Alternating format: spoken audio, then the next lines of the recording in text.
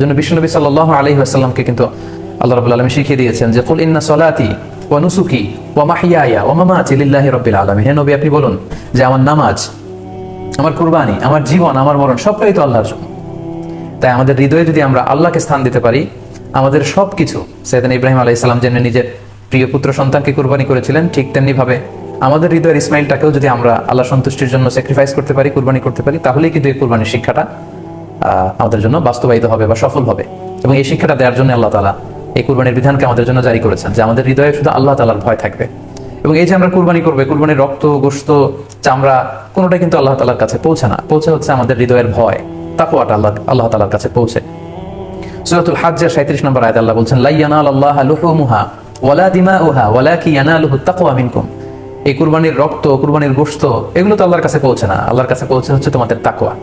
আমরা কতটা ইখলাসের সাথে, কতটা আন্তরিকতার সাথে, কতটা আনুগত্যের সাথে আমাদের সম্পদ, আমাদের নিজেদেরকে আমরা আল্লাহর কাছে সোপর্দ করতে পেরেছি, আমরা কতটা আল্লাহর সমর্পিত বান্দা হতে পেরেছি, এটাই হচ্ছে এই কুরবানির শিক্ষা, যেটা সাইয়েদনা ইব্রাহিম আলাইহিস সালাম গোটা বিশ্ববাসীর জন্য নিদর্শন এই ঘটনার মধ্য দিয়ে কিন্তু আমাদের জন্য রেখে গিয়েছেন। তাই আমরা এই কুরবানির মধ্য দিয়ে এটা যেন ফিল করি যে আমাদের সবটুকু আমরা আল্লাহর জন্য বিলিয়ে দিতে প্রস্তুত আছি।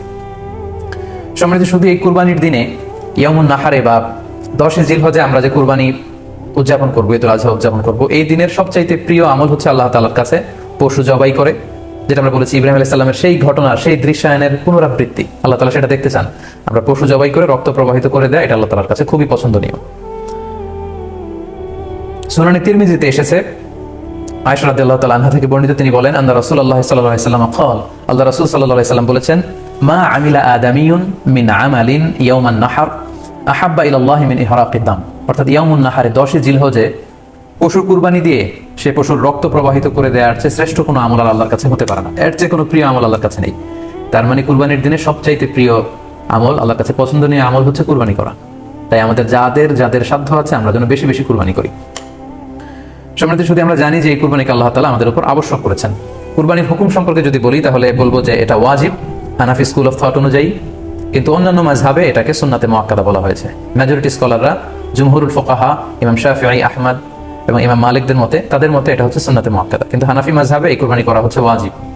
যেহেতু আমরা আমাদের বাংলাদেশে বেশিরভাগই হচ্ছে হানাফি মাযহাবের অনুসারী, সো এটা কিন্তু আমাদের জন্য অবধারিত। যাদেরকে আল্লাহ তাআলা সম্পদ দিয়েছেন, টাকা পয়সার মালিক বানিয়েছেন, স্বাবলম্বী করেছেন, আমাদের প্রত্যেকের উপর কিন্তু এই কুরবানি করাটা ওয়াজিব। যেহেতু কুরবানি একেবারে আমাদের সন্নিকটে, সো এই কুরবানি নিয়ে আমাদের মধ্যে অনেক ধরনের প্রশ্ন রয়েছে। এবং বিগত কয়েকদিন ধরে আমার ফেসবুক পেজে, বিভিন্ন স্ট্যাটাসে, আমার মেসেজ অপশনে অনেক ভাই, দিনী ভাই এবং বোনেরা অনেক প্রশ্ন করেছেন। আসলে এতগুলো প্রশ্নের উত্তর আসলে আমাদের পক্ষে করা সম্ভব হবে না। সেখান থেকে খুবই কন্টেম্পোরারি, খুবই রেলেভেন্ট, প্রাসঙ্গিক 2-1টি প্রশ্নের ব্যাপারে আলোচনা করে আমরা আজকে সংক্ষিপ্ত লাইভটি শেষ করবো ইনশাআল্লাহ। খুব বেশি যে প্রশ্নটি করা হয়েছে সেটি হচ্ছে জানতে চাওয়া হয়েছে 7 ভাগে কুরবানি করা যাবে কিনা। এই ধরনের প্রশ্ন কিন্তু আমরা আগে শুনতাম না।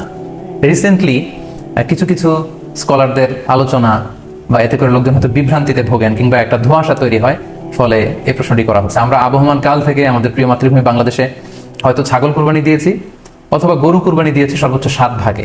সো এটা আমাদের সবার কাছে জানা ছিল, এ নিয়ে আগে সংশয় ছিল না। ইদানিংকালে অনেকের মধ্যে এই বিষয়ে সংশয় জেগেছে। কেউ কেউ বলে থাকেন যে ভাগে যদি কুরবানি দেওয়া হয় 7 জনে মিলে, গরুতে বা মহিষে বা উটে, এই ভাগে কুরবানি হবে না, এটা অনেকে বলে থাকেন। এই কথাটি আসলে ঠিক নয়। আপনি যদি ভাগে কুরবানি দিতে চান, এটি জায়েজ আছে, এবং একটি উটে বা মহিষে বা গরুতে আপনি সর্বোচ্চ 7টি ভাগে কুরবানি দিতে পারবেন ইনশাআল্লাহ। এ ব্যাপারে সহিহ মুসলিমের একটি হাদিসকে আমরা এখানে উল্লেখ করতে চাই। সাইয়েদনা জাবের রাদিয়াল্লাহু তাআলা আনহু থেকে বর্ণিত, তিনি বলেন, ক্বালা হাজাজনা মা রাসূলিল্লাহি সাল্লাল্লাহু আলাইহি ওয়াসাল্লাম, আমরা আল্লাহর রাসূল সাল্লাল্লাহু আলাইহি ওয়াসাল্লামের সাথে হজ করেছি। ফানাহারনাল বাঈরা আন সাবআ, সেখানে আমরা উট কুরবানি দিয়েছি 7 জনের পক্ষ থেকে। ওয়াল বাকারাতা আন সাবআ, আর আমরা সেখানে গরু কুরবানি দিয়েছি 7 জনের পক্ষ থেকে। খুব সুস্পষ্ট, একটি উটে ওনারা 7 জন অংশগ্রহণ করতেন, একটি গরুতে 7 জন অংশগ্রহণ করতেন। তো এই হাদিসের আলোকে অনেকে বলে থাকেন যে এটি হজের সময়, সফরের সময়, কিন্তু মুকিম অবস্থায় 7 ভাগে দেওয়া যায় না। আসলে এই কথাটিও ঠিক নয়, কারণ সুনানে আবু দাউদের আরেকটি হাদিসে এসেছে যেখানে আল্লাহ রাসূল সাল্লাল্লাহু আলাইহি ওয়াসাল্লাম সুস্পষ্ট বলেছেন, সেখানে হজ বা কোনো সফরের উল্লেখ নেই। সেটা হচ্ছে জেনারেল স্টেটমেন্ট, অর্থাৎ আল বাকারাতু আন সাবআ, গরুতে সর্বোচ্চ 7 অংশ দিয়ে কুরবানি দেওয়া যায়। ওয়াল জাযুরু আন সাবআ, আর উটের ক্ষেত্রেও সর্বোচ্চ 7 অংশ দিয়ে কুরবানি দেওয়া যায়। তো এই হাদিস, দ্বিতীয় যে হাদিসটি উল্লেখ করলাম, এটা হচ্ছে জেনারেল স্টেটমেন্ট। সেখানে সফর, মুকিম কোনো কথা বলা হয়নি। ইন জেনারেলি বলা হয়েছে যে উটে 7 ভাগ দেওয়া যায়, গরুতে 7 ভাগ দেওয়া যায়। সো আমরা যারা ভাগে কুরবানি দিচ্ছি, 7 জন মিলে একটি গরু, আপনারা নিঃসন্দেহে সানন্দ চিত্তে নিশ্চিন্তে কুরবানি দিতে পারেন। সহিহ হাদিসের আলোকে এটি সাব্যস্ত, এতে কোনো সমস্যা নেই ইনশাল্লাহ। তবে ভাগে কুরবানিতে কিংবা যৌথ কুরবানিতে কয়েকটি বিষয় আমাদেরকে খেয়াল রাখতে হবে। নাম্বার 1 হচ্ছে নিয়ত। আপনাদের ইন্টেনশনটা ক্লিয়ার হতে হবে। প্রত্যেকেরই যাতে একই ইন্টেনশন থাকে, সবারই যাতে ইন্টেনশন থাকে যে শুধুমাত্র আল্লাহ তাআলা সন্তুষ্টির জন্য আমরা এই কুরবানি দিচ্ছি। এখানে কয়েকজনের যদি ইন্টেনশন থাকে যে আল্লাহ সন্তুষ্ট, অন্যজনের যদি নিয়তে ঝামেলা থাকে, তাহলে কিন্তু কুরবানিটা প্রশ্নবিদ্ধ হয়ে যাচ্ছে।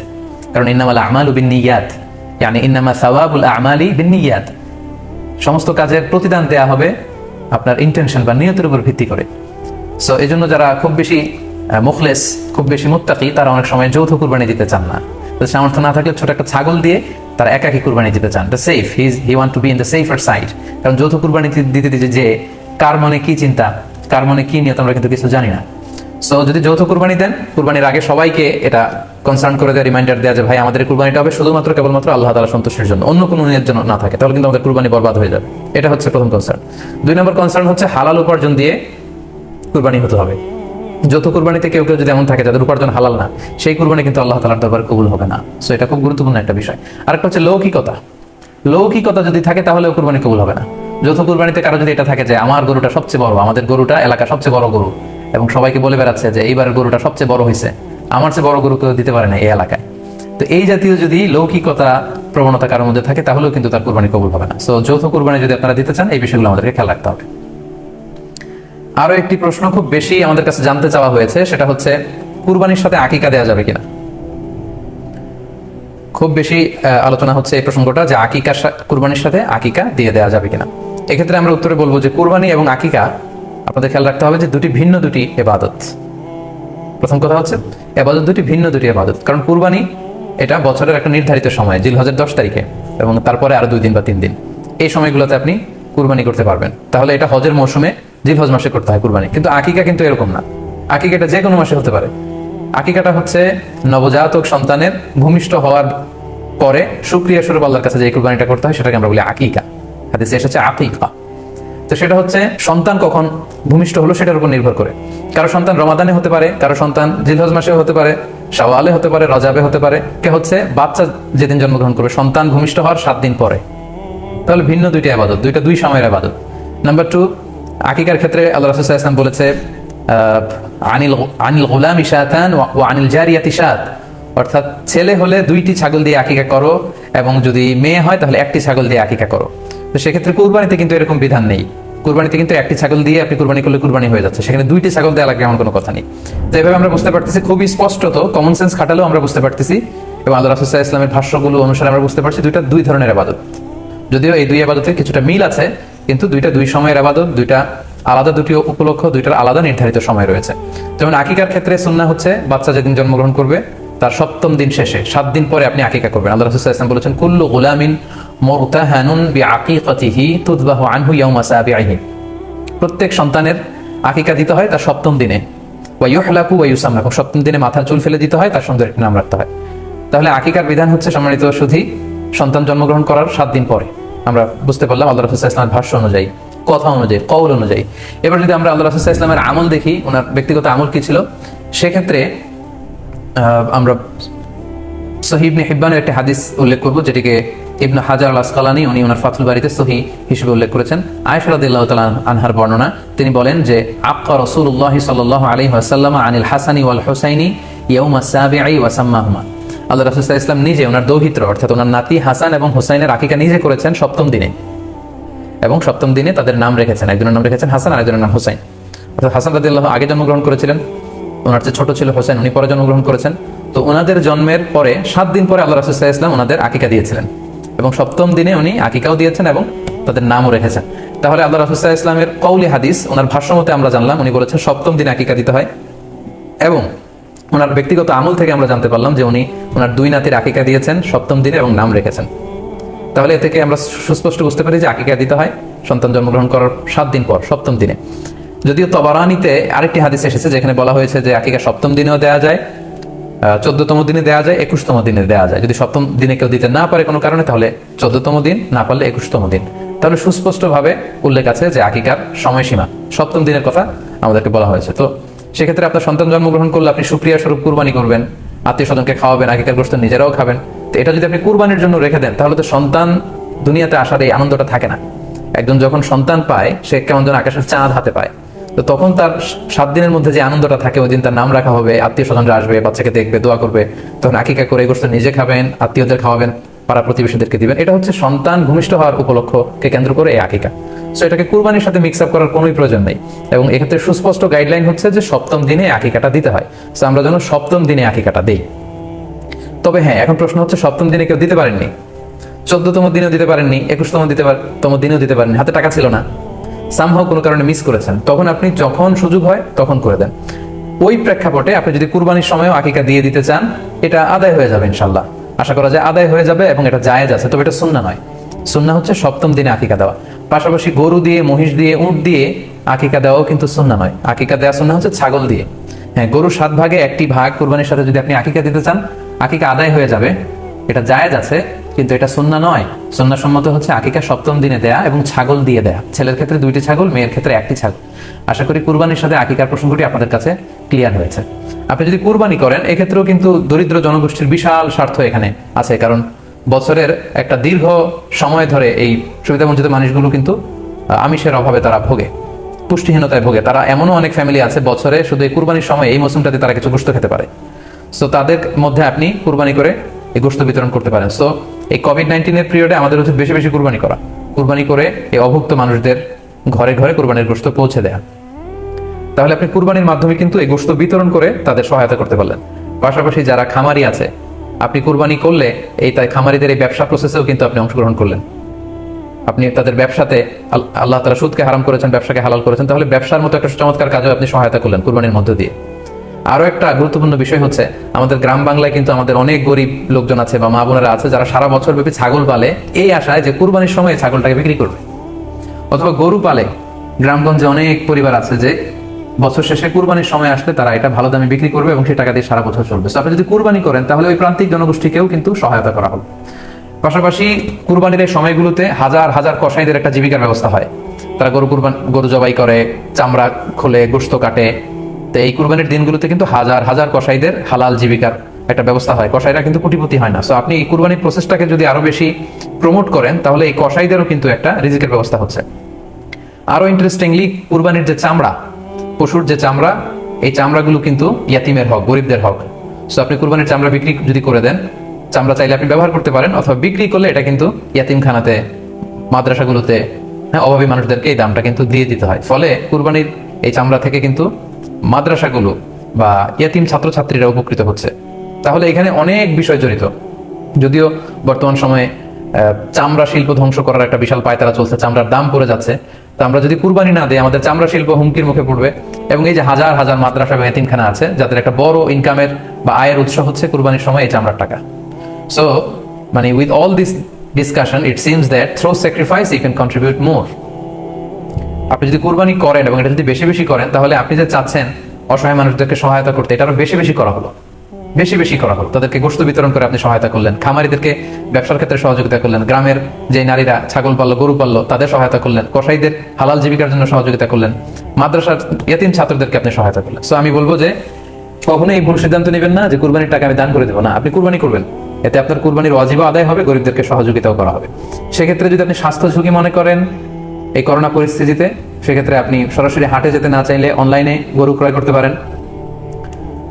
গতকাল আমি কয়েকটি বিশ্বস্ত সংস্থা বা ফাউন্ডেশনের নাম উল্লেখ করেছি আমার পেজে, যারা এই কুরবানির সার্ভিসটা দিচ্ছে।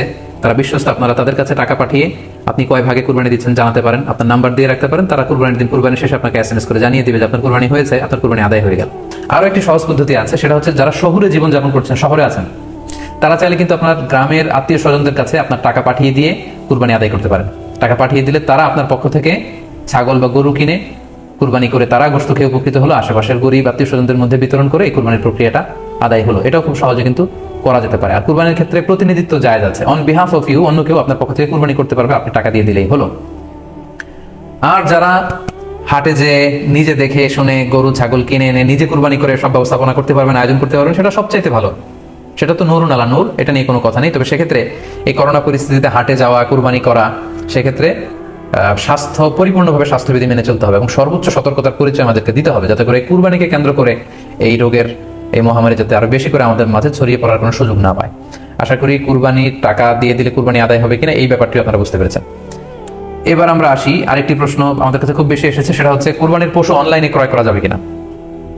খুবই রেলেভেন্ট একটি কোশ্চেন, যেহেতু এখন অনেকেই হাটে যেতে চাচ্ছেন না করোনা পরিস্থিতির কারণে, অনলাইনে আমরা অনেক কেনাকাটা করি, ফলে অনলাইনে কুরবানির পশুটা ক্রয় করা যাবে কিনা, এটা হচ্ছে প্রশ্ন। এক্ষেত্রে উত্তর হচ্ছে জি, অন্যান্য জিনিস আপনি যেমনি অনলাইনে ক্রয় করেন সেগুলো যেমনি জায়েজ, অনুরূপভাবে অনলাইনে কুরবানির পশুও ক্রয় করা জায়েজ। বিভিন্ন ডেইরি ফার্ম আছে, অ্যাগ্রো ফার্ম আছে এবং বিভিন্ন গরু ছাগলের খামার আছে, তারা কিন্তু আমি দেখলাম যে বিক্রয়.com না রকমারি.com আমি দেখলাম যে তারা গরুর অ্যাড দিচ্ছে, গরুর ভিডিও সেখানে আপলোড করে দিচ্ছে, সেখানে তাদের ক্লায়েন্টরা সেটা দেখে তারা গরু ক্রয় করছে। যে এটা জায়েজ আছে ইনশাল্লাহ। আপনারা যদি স্বাস্থ্য ঝুঁকির কারণে গরুর হাটকে অ্যাভয়েড করতে চান, ওখানে যেতে না চান, আপনারা চাইলে অনলাইনে পশু ক্রয় করতে পারবেন। তবে সেক্ষেত্রে দুটি জিনিস আপনাকে নিশ্চিত হতে হবে, দুইটা জিনিস আপনাকে অনলাইনে পশু ক্রয় করার ক্ষেত্রে নিশ্চিত হতে হবে। প্রথম বিষয় হচ্ছে পশুটা দৈহিকভাবে ত্রুটিমুক্ত কিনা, এটা নিশ্চিত হতে হবে। অর্থাৎ পশুর বিস্তারিত অঙ্গ প্রত্যঙ্গের বর্ণনা আপনার জানা থাকা চাই, পশুটা সুস্থ আছে কিনা, বাহ্যিকভাবে সমস্ত ত্রুটিমুক্ত কিনা এটা জানতে হবে। দুই নম্বর হচ্ছে পশুর বয়স সম্পর্কে আপনার জানতে হবে, কারণ যে কোনো বয়সের পশু দিয়ে কুরবানি করা যায় না, এটা একটা নির্ধারিত বয়স সীমা দেওয়া আছে শরিয়াতে, সেটা আপনাকে মেনটেন করতে হবে। প্রথম হচ্ছে সালিমাতুল মিনাল উয়ুব আয-যাহিরা, বাহ্যিক ত্রুটিমুক্ত হওয়া। যে কোনো পশু দিয়ে কিন্তু, অসুস্থ পশু দিয়ে কুরবানি করলে কিন্তু কুরবানি হবে না। এক্ষেত্রে আমরা সুনানে নাসাইর একটি হাদিস উল্লেখ করব, হাদিসটি সহিহ, বারা ইবনে আযিব রাদিয়াল্লাহু তাআলা আনহু বর্ণনা করেছেন। আল্লাহ রাসূল সাল্লাল্লাহু আলাইহি ওয়াসাল্লাম বলেছেন, লা ইয়াজুজু মিনাদ দাহায়া আল আওরাউল বাইয়িনু আওরুহা, এমন পশু দিয়ে কুরবানি হবে না যে এই পশুটা সুস্পষ্টভাবে অন্ধ কানা কোনো পশু দিয়ে কুরবানি হবে না। ওয়াল আরজাউল বাইয়িনু আরাজুহা, খোড়া, কুরবানি যেখানে করা হবে ওই জায়গা পর্যন্ত হেঁটে যেতে পারছে না, মাঠ থেকে বাড়িতে আনা যাচ্ছে না, এরকম খোড়া প্রাণী দিয়ে কুরবানি করা যাবে না। ওয়াল মারিদাতুল বাইয়িনু মারাদুহা, খুব বেশি অসুস্থ, খুবই দুর্বল অসুস্থ প্রাণী দিয়ে কুরবানি করা যাবে না। ওয়াল আজফাউল্লাতী লা তুনকি, এবং এমন বয়স্ক বৃদ্ধ প্রাণী যে অতি বয়সের ভারে এটা নুজ্জ হয়ে গিয়েছে এবং এর হাড্ডির ভেতরে যে মজ্জা শুকিয়ে গিয়েছে, এরকম প্রাণী দিয়েও কিন্তু কুরবানি করা যাবে না। তাহলে সুনানে নাসাইর এই সহিহ হাদিসটির মধ্য দিয়ে আমরা বুঝতে পারলাম যে অন্ধ প্রাণী দিয়ে কুরবানি করা যায় না, খোড়া প্রাণী দিয়ে করা যায় না, খুবই দুর্বল প্রাণী দিয়ে এবং খুব বয়স হয়েছে এরকম প্রাণী দিয়ে কিন্তু কুরবানি করা যাবে না। তারপর আমরা সুনানে তিরমিজির আরেকটি হাদিস এখানে উল্লেখ করব। এই হাদিসটিও হাসান পর্যায়ের হাদিস। বর্ণনাকারী হচ্ছেন আলী রাদিয়াল্লাহু তাআলা আনহু। তিনি বলেন, নাহা রাসূলুল্লাহ সাল্লাল্লাহু আলাইহি ওয়াসাল্লাম আইয়ুদহা বিআ'দাবিল করনি ওয়াল উযুন, অর্থাৎ আল্লাহ রাসূল সাল্লাল্লাহু আলাইহি ওয়াসাল্লাম শিং ভাঙা এবং কান কাটা এরকম প্রাণী দিয়ে কুরবানি করতে নিষেধ করেছেন। অর্থাৎ ব্রোকেন হর্নস এন্ড ইয়ার্স, কোন পশুর যদি শিং দুটো ভাঙা থাকে অথবা কান কাটা থাকে এরকম প্রাণী দিয়ে কুরবানি করলে কুরবানি আদায় হবে না। পশুর কানের ব্যাপারে আরো সুস্পষ্ট হাদিস এসেছে সুনানে তিরমিজিতে, এটিও হাসান পর্যায়ের হাদিস। বর্ণনাকারী সাইয়েদনা আলী রাদিয়াল্লাহু তাআলা আনহু, তিনি বলেন যে নাহা রাসূলুল্লাহ সাল্লাল্লাহু আলাইহি ওয়াসাল্লাম আইয়ুদহা বিমুকাবালা আও মুদাবারা আও শারকা আও খারকা আও জাদআ, অর্থাৎ আল্লাহ রাসূল সাল্লাল্লাহু আলাইহি ওয়াসাল্লাম মুকাবালা মানে এমন প্রাণী যে প্রাণীর কানের সামনের অংশ কাটা, এরকম প্রাণী দিয়ে কুরবানি করা যাবে না। আও মুদাবারা, এমন প্রাণী যে প্রাণীর কানের পেছনের অংশ কাটা, সেটা দিয়ে কুরবানি করা যাবে না। আও শারকা, অথবা কানের মাঝখানে কাটা, দুই দিক ঝুলে আছে, করা যাবে না। আও খারকা, অথবা কানের ভেতরে ছিদ্র, পশুর কানে যদি ছিদ্র থাকে, কেটে যে ছিদ্র হয়ে গিয়েছে, ড্রিলড হয়ে গিয়েছে, সেই প্রাণী দিয়ে কুরবানি করা যাবে না। আও জাদআ, অথবা নাক কাটা, এরকম প্রাণী দিয়ে কুরবানি করা যাবে না। তাহলে আল্লাহ রাসূল সাল্লাল্লাহু আলাইহি ওয়াসাল্লামের ভাষ্যমতে এই প্রাণীগুলো দিয়ে কুরবানি করা যাবে না। ফলে আপনি অনলাইনে যদি পশু ক্রয় করতে চান, আপনার যে পশুটা ক্রয় করবেন এটা বাহ্যিকভাবে সুস্থ আছে কিনা, অঙ্গ প্রত্যঙ্গের বিস্তারিত বর্ণনা ভিডিওতে আপনাকে ক্রস চেক করে এবং বাড়িতে আনার পরে সেটাকে দেখে এই পারচেজটা আপনাকে নিশ্চিত করতে হবে। 2 নাম্বার খেয়াল রাখবার বিষয় হচ্ছে পশুর বয়স। কুরবানির পশুর একটা নির্ধারিত বয়স সীমা আছে। সেক্ষেত্রে উটের জন্য 5 বছর হওয়া লাগবে কমপক্ষে, গরু বা মহিষের ক্ষেত্রে কমপক্ষে 2 বছর হতে হবে এবং ছাগলের ক্ষেত্রে কমপক্ষে 1 বছর হতে হবে। আবার বলছি, উট 5 বছর, গরু 2 বছর এবং ছাগল 1 বছর। তবে মেষ বা ভেড়া, দুম্বা এগুলো যদি 6 মাসের হয়, দেখতে যদি মোটা সোটা হয়, 1 বছরের মতো মনে হয়, তাহলে সেগুলো দিয়েও কুরবানি করা যাবে। সেক্ষেত্রে পশুর যে দাঁত আছে, নিচের পাটের যে পশুর দাঁত, এই দাঁতগুলোর পাশে 2টা ধারালো দাঁত থাকে, এগুলো উঠেছে কিনা এগুলো দেখে দেখে আপনারা পশুর বয়সকে নির্ণয় করতে পারবেন। তাহলে অনলাইনে ক্রয়ের ক্ষেত্রে আমাদের উত্তর হচ্ছে যে অনলাইনে আপনি পশু ক্রয় করতে পারবেন।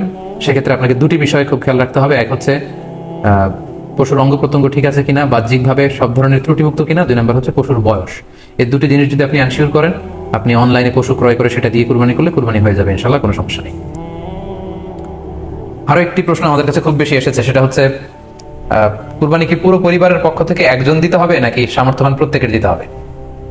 আই রিপিট, আমি আবার বলছি, প্রশ্নটি হচ্ছে যে অনেকে এই প্রশ্নটি করেছেন যে পুরো পরিবার থেকে একজন দিলে হয়ে যায় নাকি সামর্থ্যবান প্রত্যেকে দিতে হয়।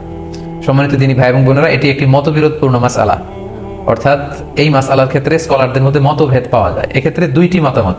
একদল স্কলার বলেছেন যে এটা পরিবারের পক্ষ থেকে একজন দিলে আদায় হয়ে যাবে, অপর মতামত হচ্ছে যে না, সামর্থ্যবান প্রত্যেকে দিতে হবে। আমরা দুইটি মতামত নিয়ে আলোচনা করি।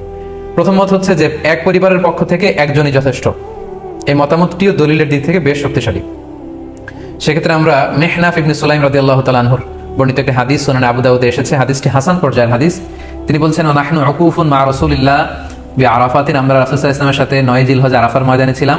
ক্বালা, তখন আল্লাহ রাসূল সাল্লাল্লাহু আলাইহি ওয়াসাল্লাম আমাদেরকে বলেছেন, ইয়া আইয়ুহান নাস, হে মানব সকল, ইন্না আলা কুল্লি আহলি বাইতিন ফি কুল্লি আমিন উদহিয়া, অর্থাৎ প্রত্যেকটি, আল্লাহ রাসূল সাল্লাল্লাহু আলাইহি ওয়াসাল্লাম বলেছেন প্রত্যেকটি ফ্যামিলির জন্য প্রতি বছর একটি কুরবানি ওয়াজিব হয়। আমি আবার বলছি, প্রত্যেক ফ্যামিলির জন্য প্রতি বছর কুরবানি দিতে হয় কয়টি? একটি। তাহলে কুরবানি পরিবারের পক্ষ থেকে একটি দিলেই আদায় হয়ে যাবে। সুনানি তিরমিজির আরো একটি হাদিস আমরা এখানে উল্লেখ করতে পারি, এই হাদিসটিও সহিহ। সাইয়েদনা আতা ইবনে ইয়াসার রাদিয়াল্লাহু তাআলা আনহু উনি আবু আইয়ুব আল আনসারী রাদিয়াল্লাহু তাআলা আনহুকে জিজ্ঞেস করেছিলেন যে কাইফা কানাতিল উদহিয়া ফি আহদি রাসূলিল্লাহ, হে আল্লাহর নবীর সাহাবী, আল্লাহ রাসূল সাল্লাল্লাহু আলাইহি ওয়াসাল্লামের জামানাতে কুরবানি কেমন হতো, কিভাবে তারা কুরবানি দিতেন? তো আবু আইয়ুব আল আনসারী রাদিয়াল্লাহু তাআলা আনহু বলেছেন, কানা রাজুলু ইউদহি বিশাতি আনহু ওয়া আন আহলিহি, আল্লাহ রাসূল সাল্লাল্লাহু আলাইহি ওয়াসাল্লামের সময়কালে লোকজন একটি ছাগল কুরবানি দিত তার পক্ষ থেকে এবং তার ফ্যামিলির পক্ষ থেকে।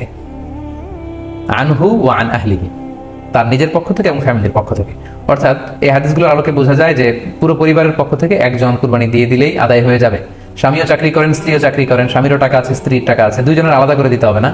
স্বামী যদি একটা ছাগল কুরবানি দিয়ে দেয় তাহলে স্ত্রীর পক্ষ থেকে, পুরো ফ্যামিলির পক্ষ থেকে কুরবানি আদায় হয়ে যাবে। এই হাদিসগুলোর আলোকে বোঝা গেল। দ্বিতীয় আরেকটি মত আছে, সেই মতটি হচ্ছে প্রত্যেক সামর্থ্যবানের উপর ওয়াজিব। এটি ইমাম আবু হানিফার মত এবং আমাদের বাংলাদেশে এটিরই প্রচলন হয়ে এসেছে। আমরা এই মতামতটিকেই বেশি আমরা শুনে থাকি সব জায়গায়, যে যারাই সামর্থ্যবান প্রত্যেকের আলাদাভাবে দিতে হয়। স্বামী সামর্থ্যবান হলে স্বামীর দিতে হবে, স্ত্রী সামর্থ্যবান হলে স্ত্রীকে দিতে হবে, ছেলেরা হলে ছেলের দিতে হবে, এটা প্রত্যেকের আলাদাভাবে ইন্ডিভিজুয়ালি দিতে হয়। এবং সেক্ষেত্রে ওনারা দলিল দিচ্ছেন সুনান ইবনে মাজার একটি হাদিস, হাদিসটি সহিহ, যেখানে আল্লাহ রাসূল সাল্লাল্লাহু আলাইহি ওয়াসাল্লাম বলেছেন, মান কানা লাহু সাআহ, যার সামর্থ্য আছে কিন্তু ওয়ালাম ইউদহি, সামর্থ্য থাকার পরেও সে কুরবানি দেয় না, ফালা ইয়াকরাবান্না মুসাল্লানা, সেজন্য ঈদুল আজহার দিন আমার ঈদগাহে না আসে নামাজ পড়তে। আল্লাহ রাসূল সাল্লাল্লাহু আলাইহি ওয়াসাল্লাম হুঁশিয়ারি বাণী ঘোষণা করেছেন, ধমক দিয়েছেন যে সামর্থ্য থাকার পরেও যে কুরবানি দেয় না সেজন্য আমার ঈদগাহে না আসে। এই হাদিসের আলোকে ওনারা বলেছেন মান কানা লাহু সাআহ, যার সামর্থ্য আছে।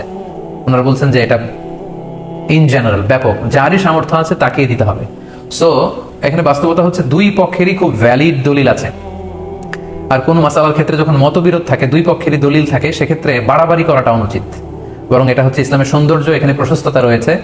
সো যারা মনে করে যে ফ্যামিলির পক্ষ থেকে একজন কুরবানি দিলেই আদায় হয়ে যাবে, তাদেরও দলিল আছে, তাদেরকে সেটা করতে দেওয়া উচিত। তবে আমরা এটাকেই সাজেস্ট করি যে প্রত্যেক সামর্থ্যবানের উপর কুরবানি দেওয়া উচিত। এতে করে যিনি কুরবানি দিবেন উনি সওয়াব পেয়ে উপকৃত হলেন, আবার উনি কুরবানি দেওয়ার কারণে গোশত বিতরণ করলেন, ফলে গরিবরা উপকৃত হলো। সো সামর্থ্যবান প্রত্যেকেরই উচিত বেশি বেশি কুরবানি দেয়া। আশা করি এই মাসালাটিও আপনারা বুঝতে পেরেছেন। সম্মানিত শুধু আমরা আমাদের লাইভের একেবারে শেষের দিকে চলে এসেছি। আমরা খুব বেশি লম্বাচড়া করতে চাই না, যদিও বলেছিলাম সংক্ষিপ্ত লাইভ, মাঝখানে একবার ইন্টারনেট এবং ইলেকট্রিসিটি চলে যাওয়ার কারণে একবার ইন্টারাপ্ট হলো। এ পর্যায়ে আমরা অল্প কয়েকটি রিমাইন্ডার আপনাদের সাথে শেয়ার করে আজকের আলোচনাটুকু আমরা এখানেই জবনিকা টানবো, এখানেই আমরা আলোচনাটি শেষ করবো ইনশাআল্লাহ। প্রথম যে রিমাইন্ডারটি আপনাদের সাথে আমি শেয়ার করতে চাই সেটি হচ্ছে, সম্মানিত শুধু আমরা অনেকেই বাজার থেকে পশু আনার সময় বা কুরবানি করার সময় পশুর সাথে অনেক বেশি অমানবিক আচরণ করি। এতে করে কিন্তু আপনার কুরবানিটা, পুরো কুরবানির প্রক্রিয়াটাই প্রশ্নবিদ্ধ হয়ে যেতে পারে।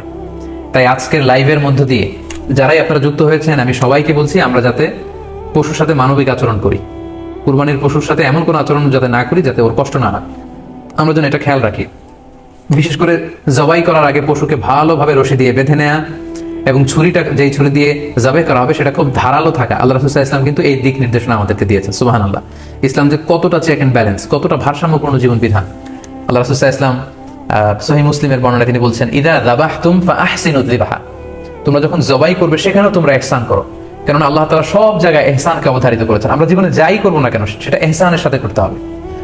তো পশুটাকে কিন্তু আমি জবাই করবো, স্লটার করবো, আল্লাহ রাসূল সাল্লাল্লাহু আলাইহি ওয়াসাল্লাম বললেন যখন স্লটার করবে, জবাই করবে, তখনও সেটার প্রতি ইহসান করে তোমরা জবাই করো। ওয়াইদা যাবাহতুম ফাআহসিনু যিবাহা, সেক্ষেত্রেও তোমরা সফট হার্টেড হও, সেটাকে ইহসানের সাথে জবাই করো। কিভাবে ইহসানের সাথে জবাই করবে? ওয়ালিউহিদ্দা আহাদুকুম শাফরাতাহু ওয়ালিউরিহ যাবিহাতাহু, তোমরা তোমাদের ছুরিটা খুব বেশি করে ধারালো করে নাও, তাতে করে খুব স্মুথলি স্লটারিংটা হয়ে যায়, খুব স্মুথলি কুরবানিটা তাড়াতাড়ি হয়ে যায়, যাতে প্রাণীটার কষ্ট না হয়। আমরা প্রায়ই আমাদের ব্যাখেয়ালে বা অবহেলাবশত কুরবানির পশু ট্রাক থেকে নামানো, হাট থেকে নিয়ে আসা, এমনভাবে আমরা কুরবানির পশুর সাথে ট্রিট করি, এতে করে কিন্তু অনেক অমানবিক আচরণ আমাদের দ্বারা প্রকাশ পেয়ে যায়। সো আমরা যদিও এটাকে জবাই করবো, আমরা যেন ইহসানের সাথে জবাই করি, এই বিষয়টা যেন আমরা খেয়াল রাখি। এটা হচ্ছে প্রথম রিমাইন্ডার। দ্বিতীয় রিমাইন্ডার হচ্ছে, আমাদের দেশে প্রায় এটা ঘটে, জবাই করার পরে অনেক কসাইরা তাড়াতাড়ি এই পশুটার দেহ থেকে প্রাণ বের হয়ে যাওয়ার জন্য ছোট ছুরি দিয়ে জবাই করা প্রাণীটার গলার মধ্যে খোঁচা মারতে থাকে, গলায় বারবার খোঁচা মারতে থাকে। এটা কিন্তু ঠিক না। স্পাইনাল কর্ডে যদি আপনি জবাই করার পরে বারবার খোঁচা মারেন, তাহলে কিন্তু প্রাণীটার অপমৃত্যু হতে পারে, অর্থাৎ এটা স্বাভাবিক কোনো মৃত্যু নয়। স্বাভাবিক মৃত্যু হচ্ছে জবাই করে দেয়া, এবং ইসলাম এটাকে আমাদের জন্য বৈধ করেছেন। আমরা জানি যে পাশ্চাত্যে গরুর মাথায় বুলেট মারা হয়, অথবা ইলেকট্রিক্যাল শক দিয়ে ওটাকে হত্যা করা হয়, অথবা ভারী কোনো লোহার হাতুড়ি দিয়ে গরুর মাথায় আঘাত করে সেটাকে মারা হয়, কিন্তু ইসলাম এগুলোকে নিষেধ করেছে। ইসলামের বিধান হচ্ছে স্লটারিং করা, আপনি জবাই করে দিবেন। সেক্ষেত্রে আমার মনে হয় 10 থেকে 15 মিনিট যদি আমরা একটু ওয়েট করি, গরুর দেহ থেকে সবগুলো রক্ত কিন্তু বের হয়ে যাবে, ফলে এটার গোশতটা উপাদেয় হবে আমাদের জন্য। কিন্তু আমরা যদি তাড়াহুড়ো করে, বিশেষ করে অনেক কসাই ভাইরা রুহটা যাতে তাড়াতাড়ি বের হয়ে যায়, প্রাণটা যাতে তাড়াতাড়ি বের হয়ে যায়, জবাইয়ের পরে আবার ছোট ছুরি দিয়ে স্পাইনাল কর্ডে খোঁচা মারতে থাকে, এটা কিন্তু ঠিক না। এতে করে যেটা হয়, এটা স্বাভাবিক মৃত্যু হয় না, বরং অপমৃত্যু হয়ে থাকে। আমরা যখন কোরবানি করি, তখন প্রাণীটার শ্বাসনালী এবং কণ্ঠনালী কেটে যায়, এবং তারপরে রক্তনালী, যেটাকে ইংরেজিতে বলে জুগুলার ভেইন, এই জুগুলার ভেইনটা যখন কেটে যায়, তখন কিন্তু প্রাণীটা আর ব্যথা পায় না। গবেষণায় দেখা গিয়েছে যে যদি আমরা দেখি যে প্রাণীটা খুব ছটফট করে, লাফালাফি করে, আসলে সে ব্যথা পায় না। জুগুলার ভেইন যখন কেটে ফেলে, তখন ব্রেইন তাকে স্পাইনাল কর্ডের মাধ্যমে হার্টে সিগন্যাল দেয় আরো বেশি পাম্প করার জন্য, আরো বেশি রক্ত পাঠানোর জন্য, ফলে দেহের সবগুলো রক্ত গলার ওই কাটা জায়গা দিয়ে কিন্তু বের হয়ে যায়। তো ওই মুহূর্তে আপনি যখন ছোট ছুরি নিয়ে এটা স্পাইনাল কর্ডে খোঁচাখুচি করতে শুরু করেন, তখন কিন্তু এটার অপমৃত্যু ঘটে, এটা স্ট্রোক হতে পারে, এটা হার্ট অ্যাটাক করে মারা যেতে পারে। তাহলে সেটা কিন্তু স্বাভাবিকভাবে জবাইয়ের মধ্যে দিয়ে মৃত্যুবরণ করলো না, বরং হার্ট অ্যাটাক করে বা স্ট্রোক করে সেটা মারা গেল। তখন কিন্তু আপনার কুরবানিটা প্রশ্নবিদ্ধ হয়ে যেতে পারে। তো এই জন্য আমি সকলের কাছে অনুরোধ করবো, আপনারা তাড়াহুড়ো না করে 10 থেকে 15 মিনিট একটু ওয়েট করেন জবাইয়ের পরে, এটাকে স্বাভাবিকভাবে, ন্যাচুরালি, প্রাকৃতিকভাবে এটা রুহটা বের হতে দিন, তা না হলে আমাদের কুরবানি কিন্তু প্রশ্নবিদ্ধ হয়ে যেতে পারে। 3 নম্বর রিমাইন্ডার হচ্ছে, আমাদের বাংলাদেশের অনেক জেলায় আমরা হিন্দু মুসলমান একসাথে থাকি। আমার কাছে নিউজ এসেছে যে অনেক জায়গায় অনেকে হিন্দুদের মন্দিরের সামনে কুরবানির গরু জবাই করে। এটা ঠিক না, কারণ আমরা জানি যে ওরা এই গরুর পূজা করে থাকে। সো আমরা এমন কিছু করবো না যেটা ওদেরকে খুব বেশি কষ্ট দিবে। সো অনেকে শুনেছি যে উস্কানিমূলক ভাবে তারা একটু দেখিয়ে দিতে চায় বা তাদের উপর প্রতিশোধ নিতে চায়, এরকম করে অনেক সময় হিন্দুদের বিভিন্ন গ্রামে মন্দিরের সামনে এই কুরবানির ব্যবস্থাপনা করা হয়। আমি বলবো যে আমরা এটা যাতে না করি। আমরা হিন্দুদের যে উপাসনালয় আছে, আমাদের হিন্দু ভাইদের উপাসনালয়গুলোকে স্কিপ করে এমন জায়গায় কুরবানি করবো যাতে করে তাদের এই দৃশ্য দেখা না লাগে, এবং তাদের ইবাদতগাহের সামনেও যাতে আমাদের এরকম পরিস্থিতি তৈরি করতে না হয়। আমরা যাতে সাম্প্রদায়িক সম্প্রীতি আমাদের ইবাদতের মধ্য দিয়ে বজায় রাখতে পারি, এবং কোন ধরনের উস্কানিমূলক কর্মকাণ্ডে যেন আমরা কখনোই যুক্ত না হই। 4 নাম্বার এবং সবচাইতে গুরুত্বপূর্ণ পয়েন্ট হচ্ছে, জি খেয়াল করে শুনুন, আপনাকে বলছি, 4 নাম্বার পয়েন্ট হচ্ছে যে জবাইয়ের স্থান এবং বর্জ্য কুরবানির পরে এটাকে নিজ দায়িত্বে পরিচ্ছন্ন করুন। আই রিপিট, আমি আবার বলছি, যেখানে আপনি কুরবানি করলেন সেটাকে এবং এই যে বর্জ্য ময়লা, এটা নিজ দায়িত্বে আপনি ক্লিন করুন। সিটি কর্পোরেশনের ভাইরা সরকারি তত্ত্বাবধানে সারা বাংলাদেশের এই সব বর্জ্য আসলে পরিষ্কার করা সম্ভব না। জরিপে এসেছে যে 50 লক্ষ গরু জবাই করা হয় প্রত্যেকটা কুরবানির ঈদে। তো সেক্ষেত্রে আমাদেরকে দায়িত্বশীল হতে হবে। কুল্লুকুম রাঈন ওয়া কুল্লুকুম মাসউলুন আন রাইয়াতিহি। আল্লাহ রাসূল সাল্লাল্লাহু আলাইহি ওয়াসাল্লাম বলেছেন, তোমরা প্রত্যেকে দায়িত্বশীল, আর তোমাদের প্রত্যেকের দায়িত্বের ব্যাপারে কিয়ামতের ময়দানে আল্লাহ তাআলা কিন্তু তোমাদেরকে জিজ্ঞেস করবে। তাই আমরা যেন নিজ দায়িত্বে এই কুরবানির করার স্থান এবং বর্জ্য যেন পরিষ্কার করি। ব্লিচিং পাউডার দিয়ে বেশি করে পানি মেরে আমরা যেন পরিষ্কার পরিচ্ছন্ন রাখি, কারণ আত-তুহুরু শাতরুল ঈমান, পরিষ্কার পরিচ্ছন্নতা এটা হচ্ছে ঈমানের অঙ্গ। এই বিষয়টা জানে আমরা খুব গুরুত্বের সাথে নেই, এবং নিজ নিজ কুরবানি আমরা যেখানে দিলাম সেই জায়গাটা যেন আমরা পরিষ্কার করি। বিশেষ করে বিভিন্ন সংস্থা যারা অনেক অনেক কুরবানি করবেন, ভলান্টিয়ারলি বিভিন্ন কুরবানি করে কুরবানির গোশত বিতরণ করবেন, আপনারা এরকম ভলান্টিয়ারলি ক্লিনলিনেস ক্যাম্পেইন করতে হবে, যাতে কোনো ধরনের রক্ত, ময়লা, বর্জ্য, আবর্জনা না থাকে। এই ব্যাপারটাকে যেন আমরা খেয়াল রাখি। সর্বশেষ হচ্ছে, অনেকে জিজ্ঞেস করেন যে ফ্রিজে রাখা যাবে কিনা। জি, কুরবানির গোশত ফ্রিজে রাখা যাবে। ইবনে আব্বাস রাদিয়াল্লাহু তাআলা আনহুর মত অনুযায়ী 3 ভাগ করা উত্তম, তবে এটা আবশ্যক নয়। আপনি 1 ভাগ নিজে খাবেন, 1 ভাগ আত্মীয় স্বজন প্রতিবেশীদের দিবেন, আরেক ভাগ গরিব দুঃখীদের মাঝে বন্টন করে দিবেন, এটা উত্তম, কিন্তু এটা আবশ্যক নয়। পুরো গোশত যদি আপনার লেগে যায় আপনি ভোগ করতে পারেন, আর যদি আপনার কাছে অতিরিক্ত গোশত থাকে এটা আপনি আত্মীয়দের দান করুন, গরিব আত্মীয়দের আপনি উপহার দিন, গরিব মিসকিনদের, সুবিধা বঞ্চিত মানুষদেরকে আপনি এগুলো দান করুন। কারণ সূরাতুল হজ্জের 28 নম্বর আয়াতে আল্লাহ তাআলা বলেছেন ফাকুলু মিনহা ওয়া আত'ইমুল বাঈসাল ফাকির, তোমরা কুরবানির এই গোশত নিজেরাও খাও এবং অভাবী লোকদেরকে দাও। এবং সহিহ বুখারীতে আল্লাহ রাসূল সাল্লাল্লাহু আলাইহি ওয়াসাল্লামের একটি বর্ণনা, আল্লাহ রাসূল সাল্লাল্লাহু আলাইহি ওয়াসাল্লাম বলেছেন কুলু ওয়া আত'ইমু ওয়াদাখিরু, অর্থাৎ কুরবানির গোশত তোমরা খাও, ওয়া আত'ইমু মানে অন্যদের খাওয়াও, ওয়াদাখিরু এবং তোমরা এটাকে প্রিজার্ভ করে রাখো বা জমা করেও রাখতে পারো। অর্থাৎ আপনি চাইলে ফ্রিজে রাখতে পারবেন, আপনি পরবর্তীতে খেতে যাচ্ছেন আপনি রাখতে পারবেন ইনশাআল্লাহ। সো উত্তম হচ্ছে 3 ভাগ করে, 1 ভাগ নিজে খাওয়া, 1 ভাগ আত্মীয় স্বজনদের প্রতিবেশীদের দেয়া এবং 1 ভাগ অভাবী সুবিধা বঞ্চিত গরিব মিসকিনদের মাঝে বন্টন করে দেয়া। এবং অবশ্যই অবশ্যই যাদের সামর্থ্য আছে আপনারা বেশি বেশি কুরবানি করুন, এবং এই কুরবানির মধ্য দিয়ে আমরা অনেক অনেক প্রান্তিক জনগোষ্ঠী, সুবিধা বঞ্চিত মানুষ, তাদের কাছে আমাদের সহায়তাগুলো পৌঁছে দিতে পারবো।